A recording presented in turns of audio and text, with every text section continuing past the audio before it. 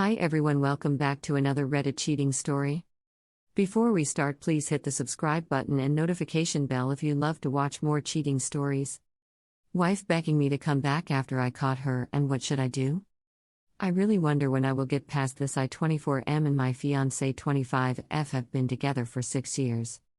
I proposed to her during COVID and she was actually having her affair when she accepted my proposal. Why would anybody do that? Why would someone accept a marriage proposal from one person while sleeping with somebody else? Anyway, this is a long post. I have been typing it out for weeks. It's therapy for me in a way. Not really looking for any advice, just trying to empty myself out somewhere. Tell someone, even if it's just strangers on the internet. I'm a pretty awkward guy. I've never been big with the ladies, but when I met my fiancée, let's call her Bess, I was head over heels in love within a minute. I had never been in love before, but I knew she was the one I wanted to spend my life with as soon as I met her. For some reason, she seemed to really like me as well, and we were talking about kids and moving in together by the end of the week. The time up until D-Day was great, at least it was for me. Obviously couldn't have been that great for Bess. One day, I happened to see a glimpse of a message on her phone that made me pause. I laid awake that night and got up while she was sleeping and went through it. I am very comfortable with technology. I actually make a living through some mobile apps I made. I'm not super rich, but I could comfortably take a year off without suffering any long-term economic consequences. Anyway, I didn't find anything the absolutely conclusive, but I did find a lot of suspicious stuff like deleted messages. She also had a Snapchat contact with an icon that indicated a lot of interaction. There were also some pictures of a guy I didn't recognize. So I installed spyware to monitor her mobile. I just did a Google search and selected the most expensive service I could find. I could even turn the camera and microphone remotely. The next day, Bess was supposed to go on a 5-day business trip. She works in sales, so this wasn't necessarily something that was strange for her. But as soon as she was out the door, the messages started going back and forth. I was devastated. I vomited several times. I just couldn't believe what I was reading. For a long time, I refused to accept what it meant. I became obsessed and started going through everything I could get access to. I found out their affair had started more than 2 months before I proposed to her. Her AP, a work colleague, was a married man 10 years her senior with 3 children and a wife that was 7 months pregnant at this point. The final insult that day was when I could hear them in action in the hotel room. They professed their love for each other, badmouthed me and his wife. They talk about running away and starting a new family. I was totally distraught. I had no idea what to do. I didn't have the guts to call and confront her. In the end, I ended up calling my best friend since childhood. Let's call him K. K grew up in a Brazilian favela. He was already tough as nails when he and his mother moved in next door when I was 12. This was in the UK, by the way. K's father had died a few years before. K never really talked about it. His mother said he died in a random act of violence. My mother left us when I was 10, she was an addict, and my father never remarried. K didn't know a word of English, but over that first summer we became close friends and I learned some Portuguese and he some English. I guess we bonded so strongly through shared trauma. Me and K has been inseparable since, which is kind of weird. I am a conflict-shy and awkward nerd.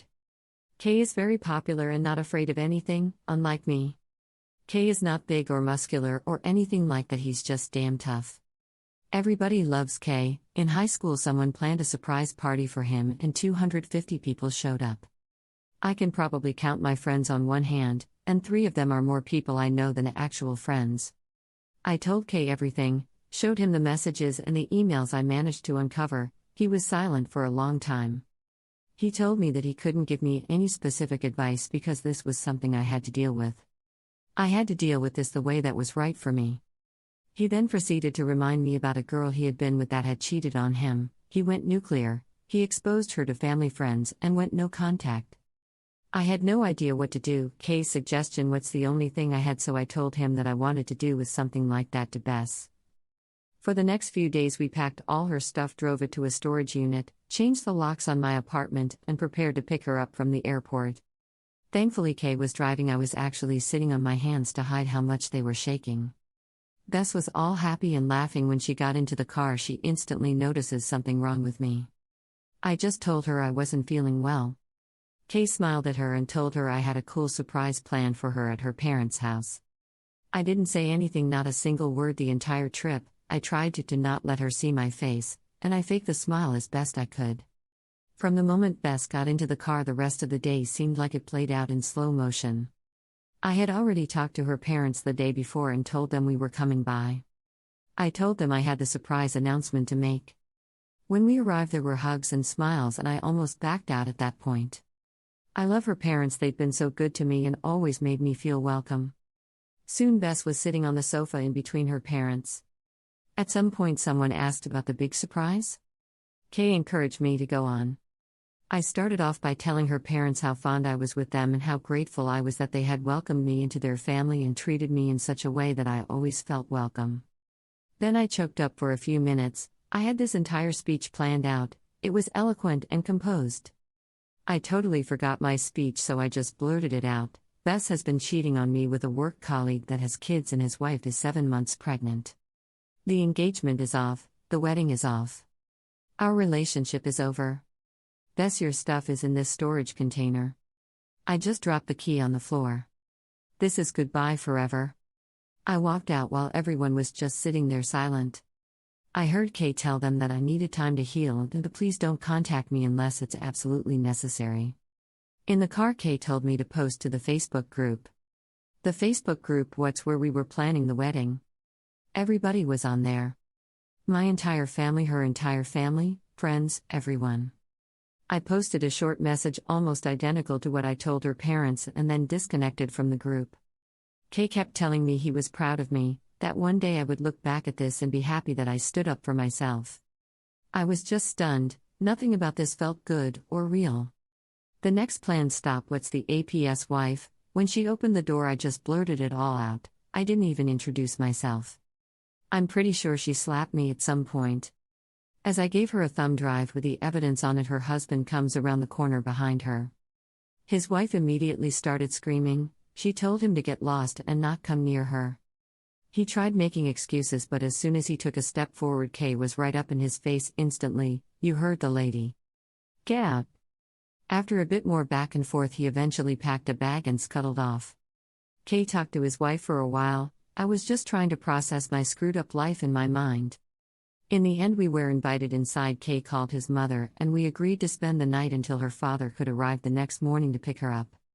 She was scared her husband will turn back up, and she did not want to be alone. Inside, I was treated like I had turned invisible. No one saw me or noticed me. I just sat there crying silently. I understand she was in a much worse situation than me. I was not married and did not have kids. Still, I was breaking inside that nobody even looked at me. At some point, they all fell asleep. I still sat there crying. I decided that I was going to just end it. I started looking for pills, but I couldn't find any. In the end, I got a long knife, and I planned to just stab myself through the heart with it. I held it towards my chest with both hands, and when I took a deep breath, the knife went under my rib cage and penetrated about a centimeter. It hurt like hell. I sat there for a while watching the knife with the bloody tip. I have no idea how long I stood there. In the end, I left the knife on the table and went back to my chair. There I sat crying for the rest of the night. I just couldn't get my head around what's happening. Her father arrived 5:30 in the morning. I opened the door to let him in. I was covered in blood. He was amazingly calm, considering how I looked. He calmly asked me some questions and if I was okay. I mumbled some gibberish. He went inside to find his daughter while I just stood there holding the door. Shortly after, Kay came out to talk to me. I stared at him for a minute, then I just passed out. I woke up in the hospital. It's 3 months ago now. Kay stayed with me the first few weeks after I returned home. He was scared I was going to off myself again. I haven't talked a word to my ex-fiancé. I changed my phone number, I blocked her email address and all access on social media. She has come to my door a few dozen times. She talks through the door. Sometimes she talks 4 hours.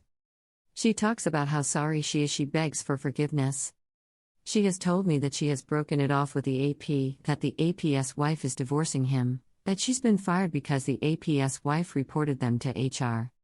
When she comes, I just sit right inside the door. I listen to her and cry. I know it's really F up. I'm just torturing myself. I haven't responded to her yet. She's told me that she could see the door move when I leaned against it, so she knows I'm there. I haven't healed anything, I still love her like crazy, but my heart and soul is just too damaged. I am full of anger, hatred, and shame. I know I can never go back to her, it would totally destroy what little self-esteem and self-respect I still have. The confrontation at her parents' place, telling the APS wife, it gave me nothing to feel better about. If anything, I regret not just walking away. People have been telling me at some point go numb or becoming different. I hope that day is soon for me, because right now every day is hell. Thank you for watching. Let me know what you think in the comments below. Remember to subscribe and hit the notification bell.